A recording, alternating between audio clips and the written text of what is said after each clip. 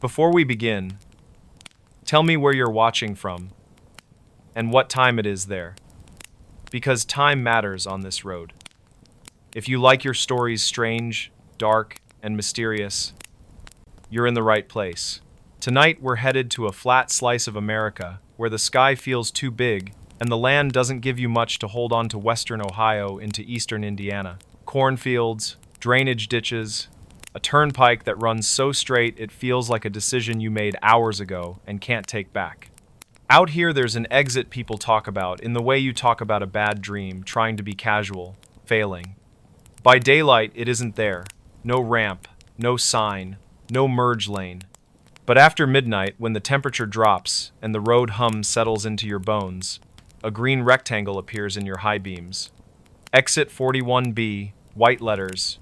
Arrow right. The locals call it Lost Prairie. The map doesn't. Our story follows a woman named Jordan Pike, 30, night shift nurse. Strong stomach, steady hands, the kind of person who can talk a stranger through a panic attack with just a voice and a cup of water. She was coming home from a double at the county hospital, eyes sandy, scrubs smelling like disinfectant and old coffee. It was 2:06 a.m., an hour she knew well. The turnpike was empty except for the occasional semi whispering past like a thought you weren't ready to have. A patch of fog slid across the asphalt. Then another. Jordan turned off the podcast she wasn't hearing anyway. The radio clicked, scanned, found nothing but a weather station murmuring about a temperature inversion and localized ground haze. She cracked her window. Cold air pushed in, heavy with cut hay and something sweeter, like fruit that's 2 days past ripe. The first sign appeared so gradually it felt like it had been there the whole time. Exit 41B, Lost Prairie, 1 mile. Jordan frowned.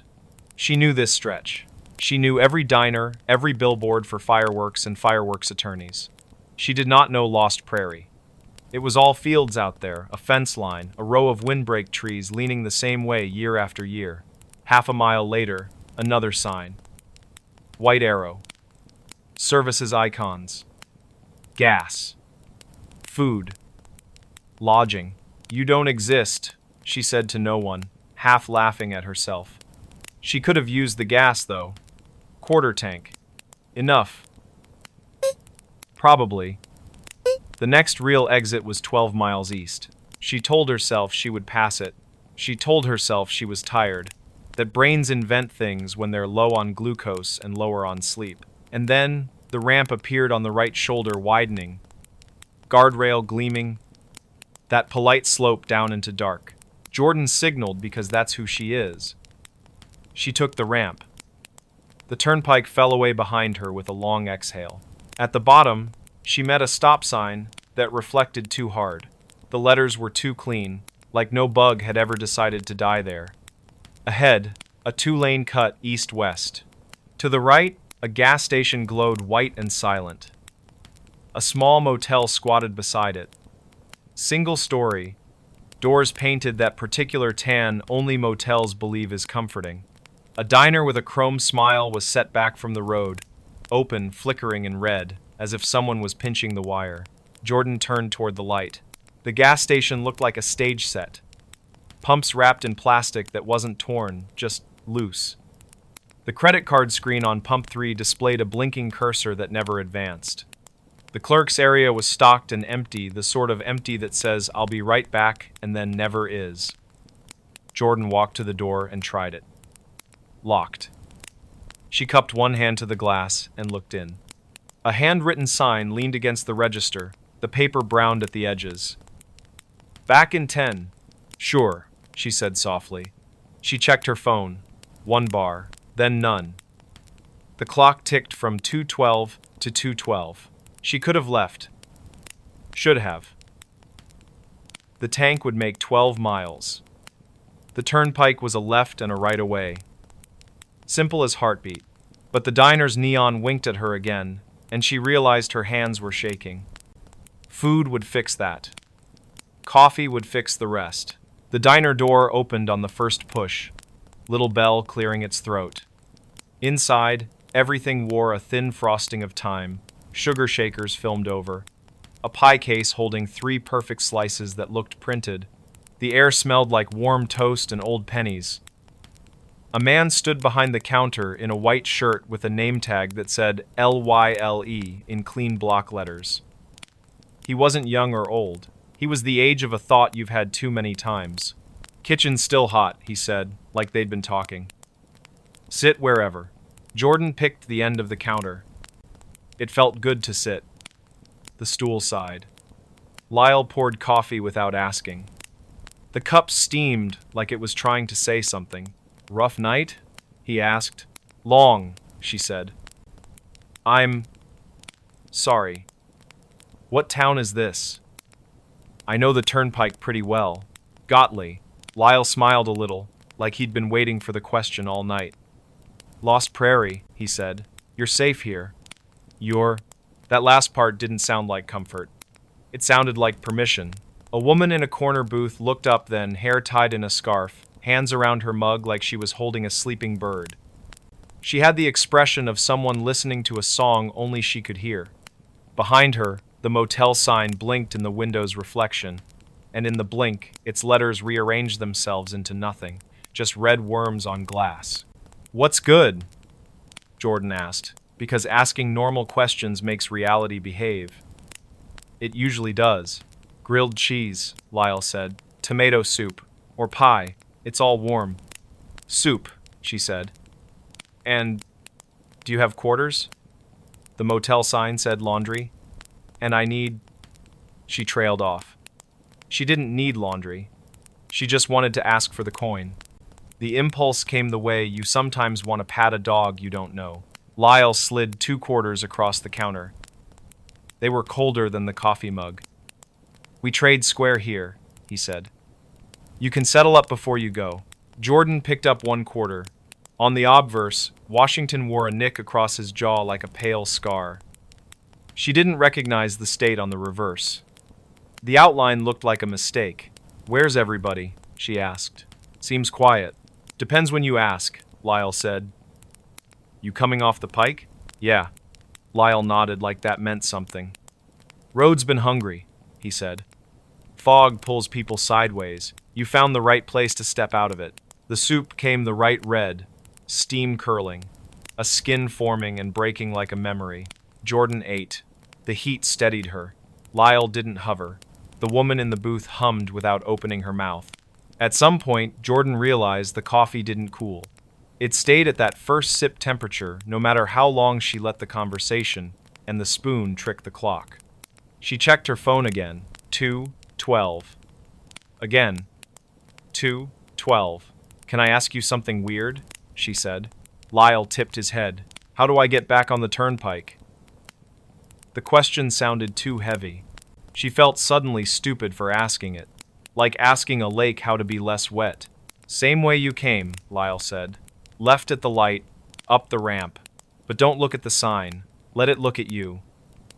And when you merge, don't check your mirrors right away. The road doesn't like to be watched." "Leaving. That's weird," he finished for her. "Yeah."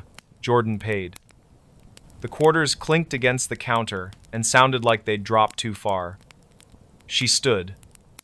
The bell at the door cleared its throat again as she left. Outside, the fog had thickened. Shapes moved in it, not bodies. Exactly. Suggestions. The motel's doors were all closed.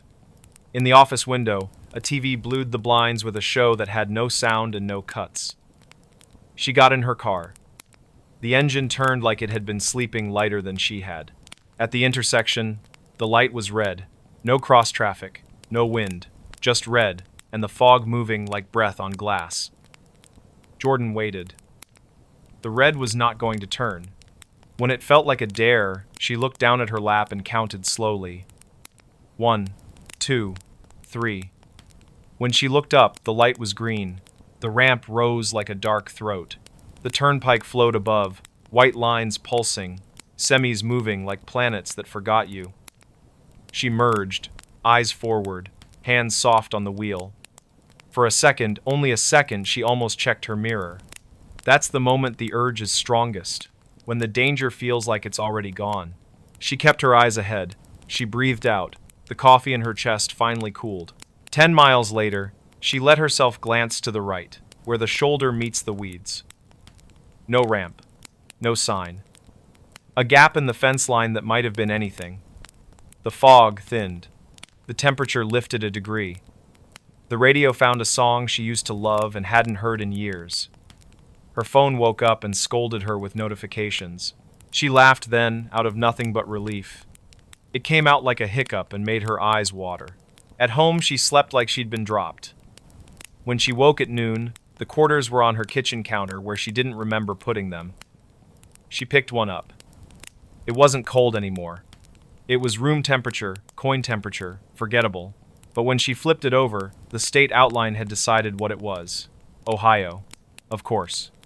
And yet there, in the outer ring of text, between United and States, a hairline crack that formed a tiny, narrow sliver. Like a ramp you only see if you stop trying to. Jordan went back over the next few weeks. In daylight, exit 41B was just nothing. Corn, a fence, the suggestion of a dip where rainwater collected if the wind was right. At night, she avoided that stretch, without deciding to. When coworkers asked why she took the long way home, she said construction, or deer, or boredom. You don't talk about a place like that unless you know the person hearing you won't try to go see it for themselves. People will tell you America is all mapped, that there are no blank spaces left, only smaller and smaller unknowns squeezed into the drainage ditches of the interstate. That's true, mostly. But some exits aren't for everyone. They're for the ones the road would like to keep, just for a minute, until the fog decides it's bored of you. If you find yourself out there after midnight, if the green rectangle blooms ahead, where there isn't supposed to be anything, if your dashboard clock decides this minute is worth repeating, here's how you pass through. Take the ramp like you meant to. Warm your hands around a coffee that refuses to cool. Pay for something simple with something small. When you go, don't look back too soon. Let the road do the leaving. And later, when you empty your pockets and a coin feels colder than it should, don't throw it out. Some places don't want your fear. They want your manners. And if you ever hear somebody at a truck stop ask where Lost Prairie is, just shake your head and say you haven't seen it in years. Then finish your coffee and go while the light is green. At 2:33 a.m., the knock came from inside the walls. The old Victorian house on Elm Street was a beautiful wreck. It had peeling paint, sagging porches, and a widow's walk that looked out over the entire town of Portland, Oregon. For Leo, a history professor and a restorer of antique furniture, it was a dream. He saw past the decay and imagined the stories the house could tell. He spent his life working on things that were old and broken, and this house felt like his greatest project yet. He bought it at a steal, and for the first few months, the creaks and groans of the old place were just the sounds of history settling in. The first strange event happened 3 weeks after he moved in. He was in his study, a room with a large bay window and walls lined with books, when he heard a sound. A quiet, rhythmic tapping. He thought it was a branch from the ancient oak tree outside, scratching against the window pane. He went to the window, opened it, and looked. The tree was still. The tapping stopped. He shrugged it off as a house noise and went back to his desk. The next night, it was louder. He was in the kitchen making tea when the tapping began again. It seemed to be coming from the wall behind the stove. He pressed his ear against the cold plaster. The sound was faint, but clear. It was a single, gentle knock. Knock. Then, a pause. Knock. He pulled back, a cold shiver running down his spine. It was a human sound, not a settling beam or a scurrying animal. It was too deliberate, too rhythmic.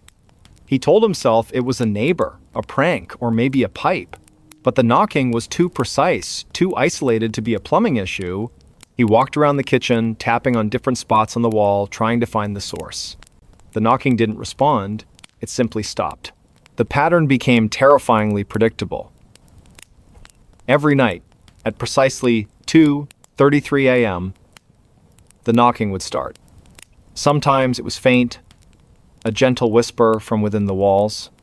Other times it was so loud it sounded like someone was trying to break through.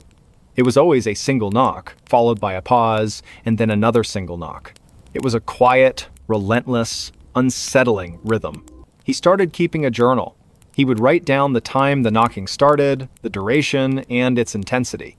He'd write about the feeling it gave him, a deep, visceral dread. He began to anticipate it, his body tensing as the clock ticked past 2:30 a.m. He'd sit up in bed, his heart pounding, his eyes fixed on the walls, waiting for the sound that would tell him he was not alone. He tried to reason with himself. He was a man of science, a man who dealt in facts and logic. He brought in a contractor, an old man named Bill, who had worked on houses in the area for decades. Bill went from room to room, tapping on the walls, checking for loose plaster or water damage. He found nothing. "Old houses just make noises, son," he'd said with a shrug. But the look in his eyes told a different story. It was a look of weary recognition, a look that said he had seen things he couldn't explain. Leo couldn't escape it.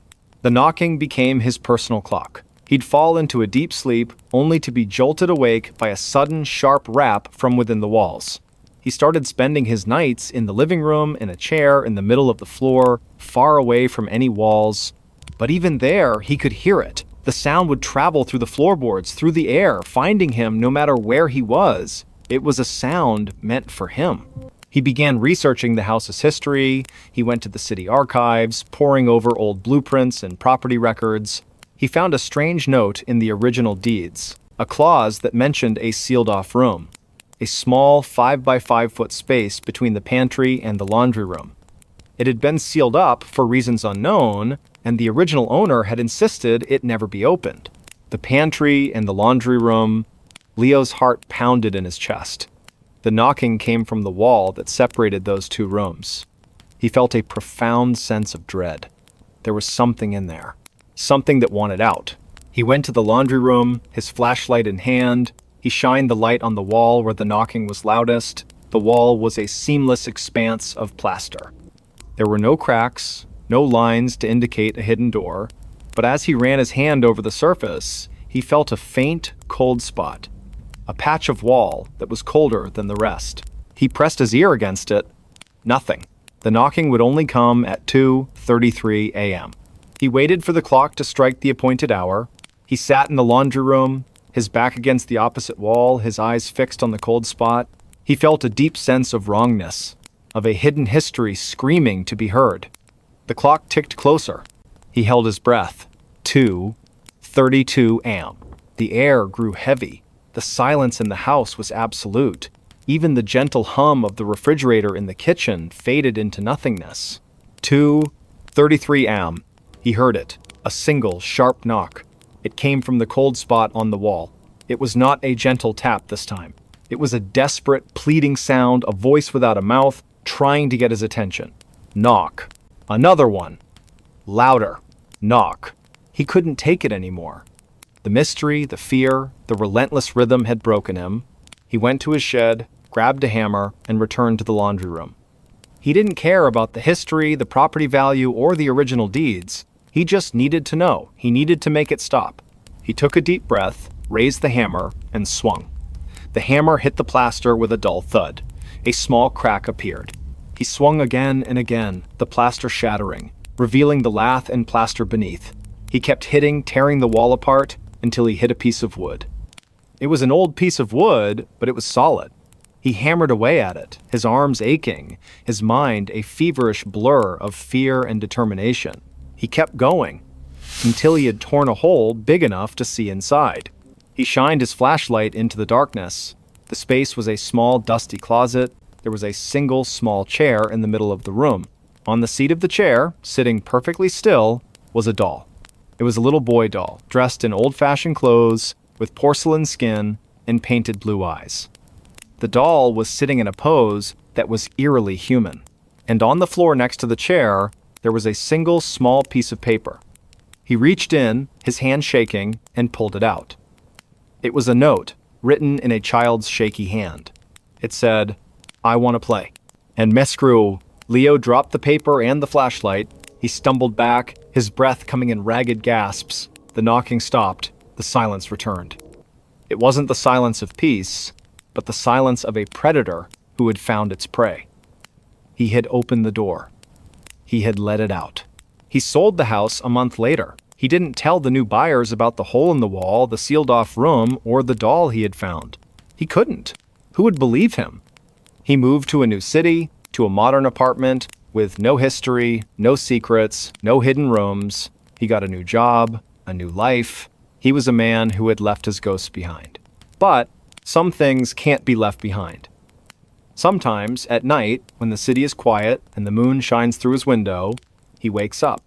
His heart pounds, a cold chill running through his veins. He looks at the clock on his phone. 2:33 a.m. He looks at the wall of his new, modern, perfectly sealed apartment, and he waits, and he listens. And sometimes, just sometimes, he hears a single, gentle knock.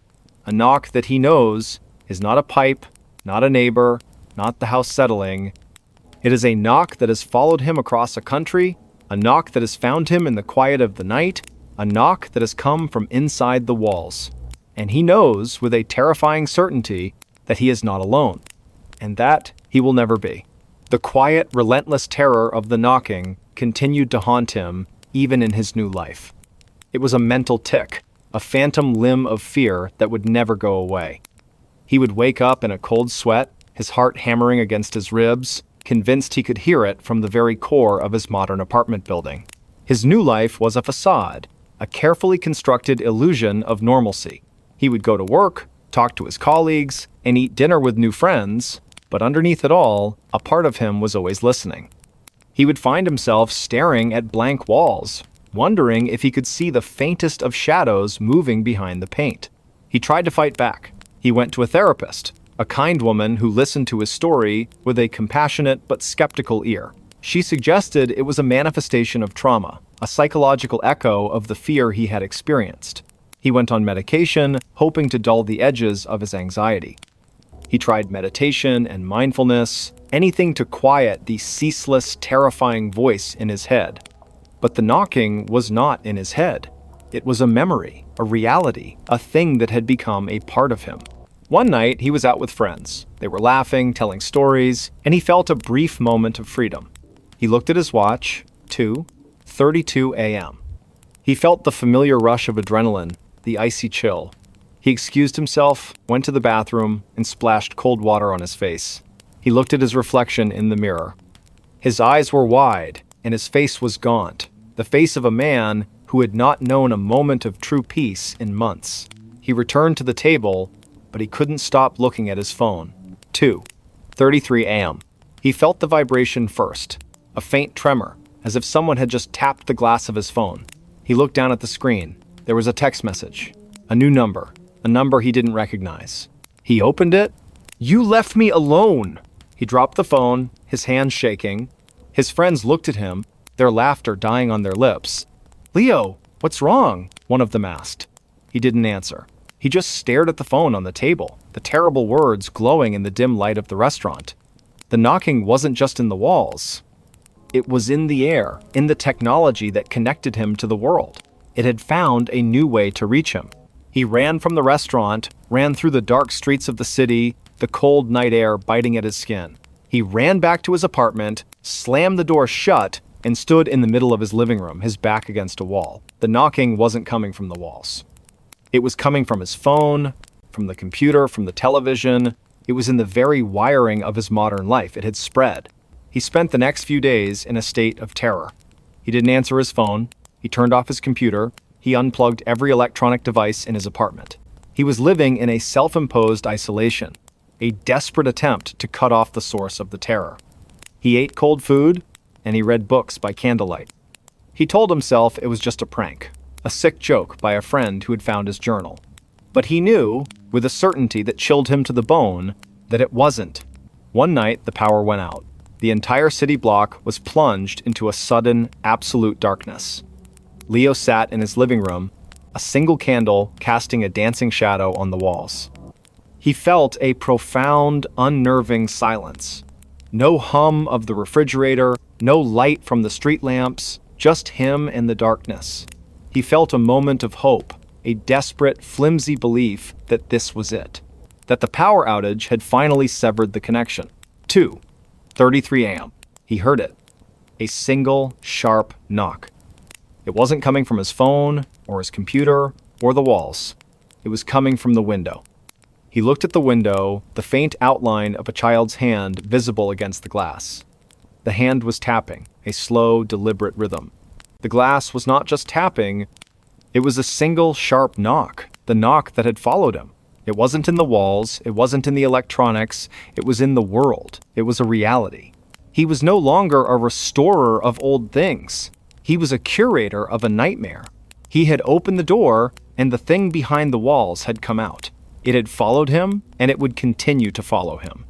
He realized that the note in the closet, "I want to play," wasn't just a threat. It was an invitation, and he had accepted it, and now the game would never end. The doorbell that only rang at 3:15 a.m.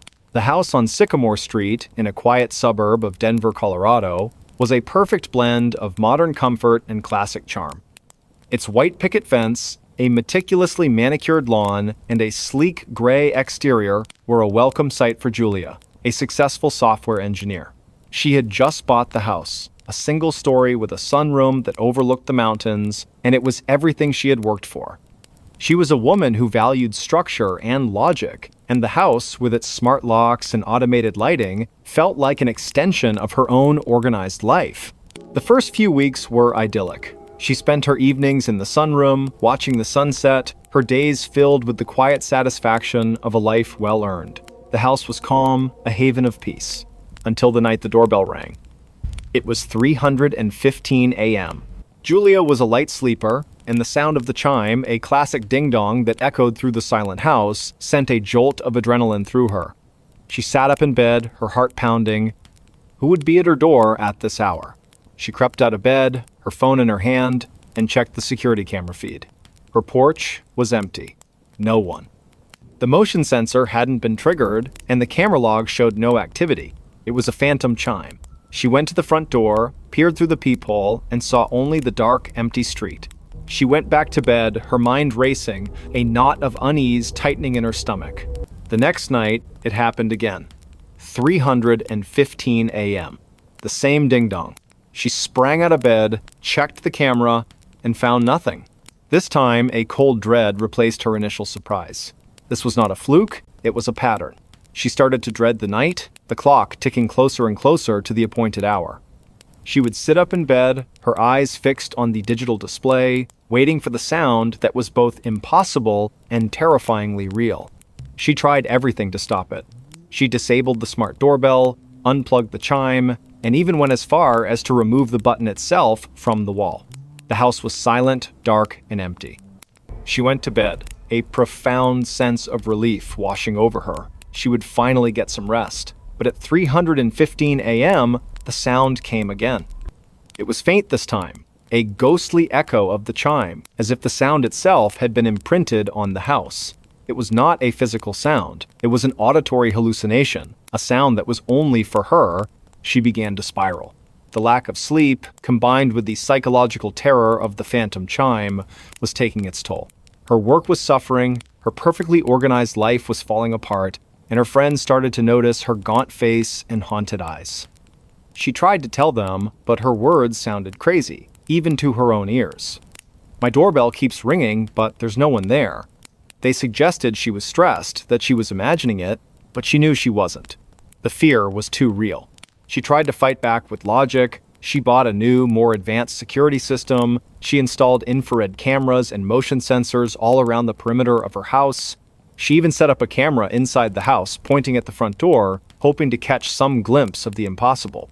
She went to bed that night, a single, determined thought in her mind. She would find an answer. At 3:15 a.m., the faint, ghostly ding-dong echoed through her room. She sprang out of bed, grabbed her tablet, and checked the security camera feed. The outside cameras were still, the street was empty, and the motion sensors showed no activity. She switched to the inside camera, and her blood ran cold. The camera showed her front door, perfectly still and unremarkable. But as she watched, she saw a faint indentation appear on the surface of the wood, a small, circular impression, as if an invisible finger were pressing the now absent doorbell button. It was a phantom touch, a contact that was only visible to the camera's eye. The indentation lingered for a moment and then faded. The phantom chime had been the sound of an invisible visitor, an impossible presence that was trying to get into her house. Julia's mind reeled. This was not a hallucination. This was real. She was being haunted. But why? What did it want? She went back to the footage, pausing it, zooming in on the circular indentation. It was a perfect circle, a small, silent ring of pressure on her door. It was a persistent, patient, and terrifying attempt to get her attention. She had lived in this house for weeks, and this thing had been there all along, waiting for the opportune moment, for the dead of night, to announce its presence. She couldn't stay. She put the house on the market, desperate to escape the phantom chime and the invisible visitor.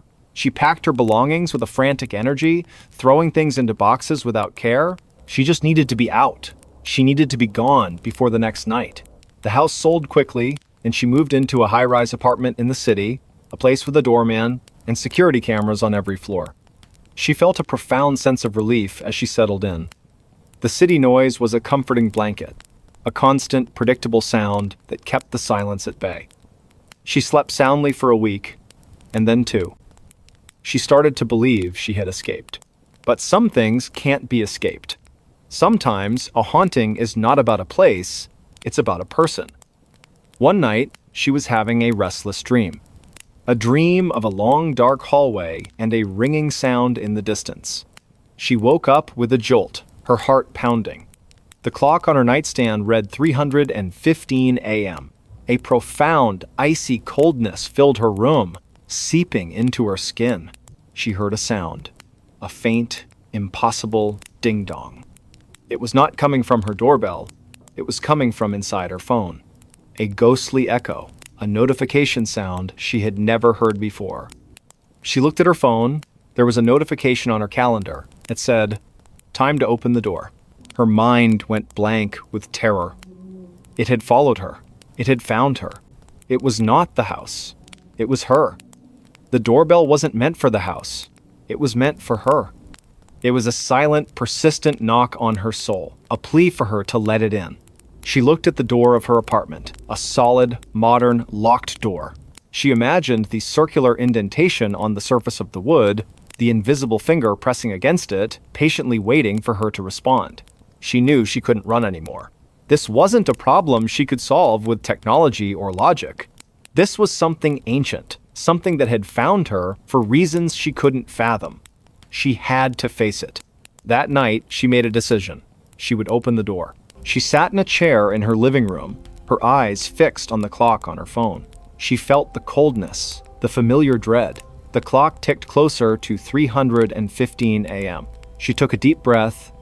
She was a woman who valued structure and logic, and the most logical thing to do was to face the impossible. 3:15 a.m. The sound came, the faint, ghostly ding-dong, a sound that was not in her ears but in her mind. She stood up, her legs shaking, and walked to her front door. She took a deep breath, and with a hand that was surprisingly steady, she unlocked the deadbolt. She turned the knob and slowly, deliberately, pulled the door open. The hallway outside was empty. The lights were on, the cameras were on, and there was no one there. She felt a profound sense of confusion. She had expected a gaunt figure, a shadow, a presence. But there was nothing. The doorbell didn't ring again. She stood there for a long moment, looking at the empty hallway. She closed the door, locked it, and went back to bed. She slept soundly for the first time in months. She had faced her fear, and it had vanished. She woke up the next morning, feeling a sense of peace and liberation she had never known. She thought about the phantom chime, about the ghost that had haunted her. It was over. She was free. But some things are not that simple. As she was getting ready for work, she noticed something strange on her left hand. On her ring finger, a small circular impression, a faint, ghostly bruise, as if an invisible ring had been pressed onto her skin. She tried to rub it off, but it wouldn't fade. It was a permanent mark, a silent souvenir of the night she had opened the door. She looked at her hand, and she felt a sudden, deep sense of understanding. It wasn't about a door. It was about a commitment. She had invited it in. She had accepted its presence. The doorbell was not a request to enter. It was a symbol of a promise. She had been chosen, and the phantom chime had been the sound of an unseen ceremony. She was now bound to the thing that had haunted her, a partner in a haunting she had no memory of.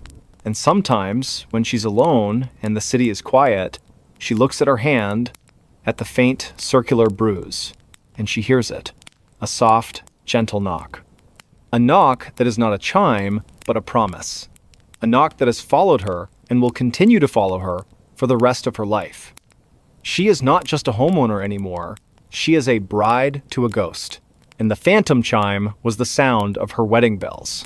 Why his bedroom window was always unlocked in the morning. The apartment on the third floor of a pre-war brownstone in Brooklyn was a classic New York City find. High ceilings, hardwood floors that groaned with every step, and large windows that looked out onto a quiet, tree-lined street. For Ethan, a young architect, it was a dream. He had moved there for the space and the light, a welcome change from the cramped studio he had occupied for years. He meticulously arranged his furniture, set up his drafting table by the window, and settled into a life of predictable, quiet solitude. The first strange occurrence was so subtle he almost missed it. He was a creature of habit, and his morning ritual never varied. He would wake up, get a cup of coffee, and then go to his bedroom window to look at the street below. One morning, as he opened the blinds, he noticed his window was unlocked. He distinctly remembered locking it the night before. He was a stickler for security, a habit ingrained from years of city living. He shook his head, thinking he must have been tired, and locked it again. It happened the next day, and the day after that. Every morning, without fail, the window would be unlocked. He started to take it more seriously. He would double-check the lock before getting into bed. He would even take a picture of it with his phone, the lock firmly in place, the brass bolt slid securely into the frame. In the morning, he would check the photo and then look at the window. The photo would show the window locked, the window would be unlocked. He couldn't explain it. He was a rational man, a man who believed in cause and effect. He considered every possibility. Was it a draft? A faulty lock? He took the lock apart, cleaned it, and reassembled it. It worked perfectly. He even installed a secondary lock, a simple latch at the top of the window frame. He would lock both of them, and in the morning, both would be unlocked. It was a maddening, impossible reality. The feeling of dread began to seep into his life.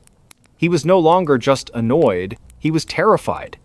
Someone or something was in his room every night. He couldn't shake the image of a gaunt, shadowy figure standing by his bed watching him sleep. He had no proof, no other evidence of an intrusion. The apartment was pristine in the morning. Nothing moved, nothing missing, just the open window. He bought a motion-activated camera, a small, discreet one that he placed on his dresser, pointing directly at the window. He was so nervous that night he barely slept, waking up at every creak of the floorboards. In the morning, he checked the camera. The video showed him getting into bed, the room falling silent. He fast-forwarded through the footage, watching himself sleeping peacefully. Then, at 2:47 a.m., he saw it. The camera's red light flickered on, the window was in the frame, and he saw, with a gut-wrenching certainty, the lock on the top latch slowly, silently slide out of place. A moment later, the main lock followed, the brass bolt retracting with an almost imperceptible click. The window itself did not move. It was as if an invisible hand had reached out and unlocked it.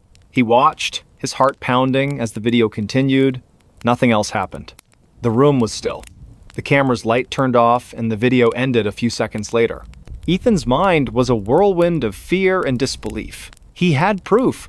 There was a presence in his room, an entity that was not human that was unlocking his window every night. But why? What did it want? He looked at the video again, searching for any other sign, any other clue, but there was nothing. The room was a tableau of perfect silence and stillness.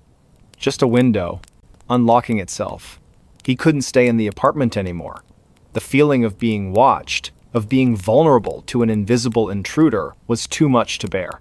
He called his landlord, told him he was breaking his lease, and began packing his belongings. He didn't tell his friends or family why. He didn't want to sound crazy. How could he explain that he was leaving his dream apartment because a ghost was unlocking his window? He found a new place, a modern high-rise in a different part of the city.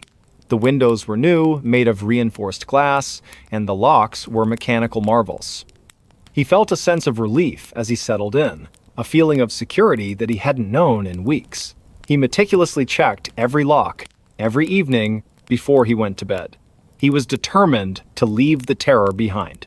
The first week was peaceful. He slept soundly, his dreams free of shadows and fear. He started to believe it was over, that he had finally escaped whatever had haunted him.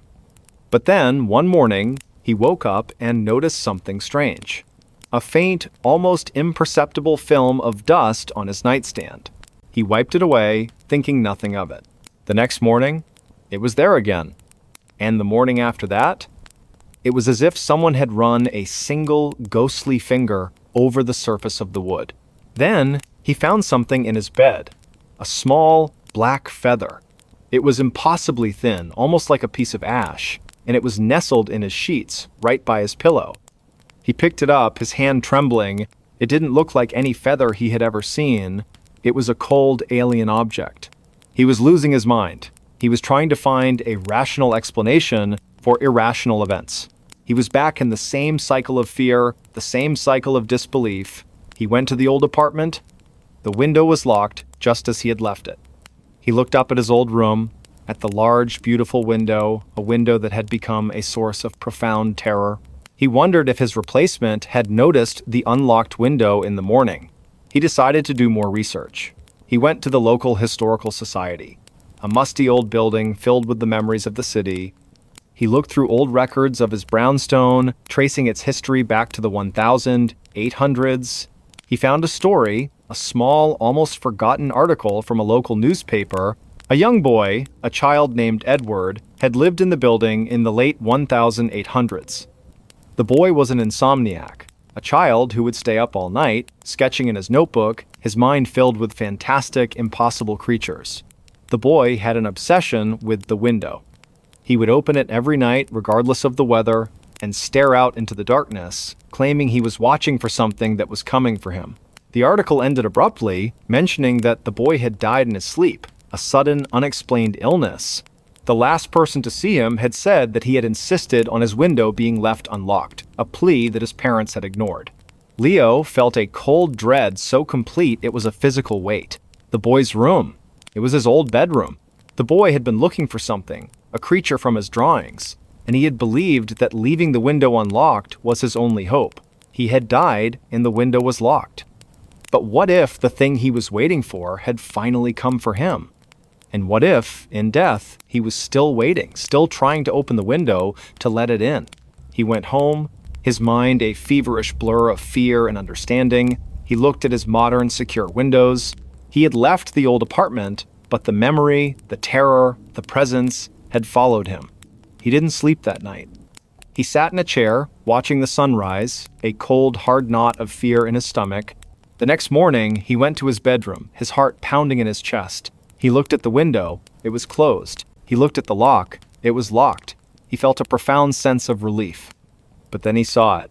A single, small, black feather on the windowsill. The same cold, impossible feather he had found in his bed. It wasn't just his old apartment that was haunted. He was. The entity, the thing Edward had been waiting for, had found him. It wasn't coming in through the window. It was already in. He called a locksmith, a friend of his who specialized in antique locks. He had a strange request. He wanted him to install an old, complicated, beautiful lock on his modern window. He wanted a lock that would be a challenge, a lock that would require skill and care to open. His friend, curious, asked him why. Leo just said he had a fascination with old mechanisms. The lock was installed.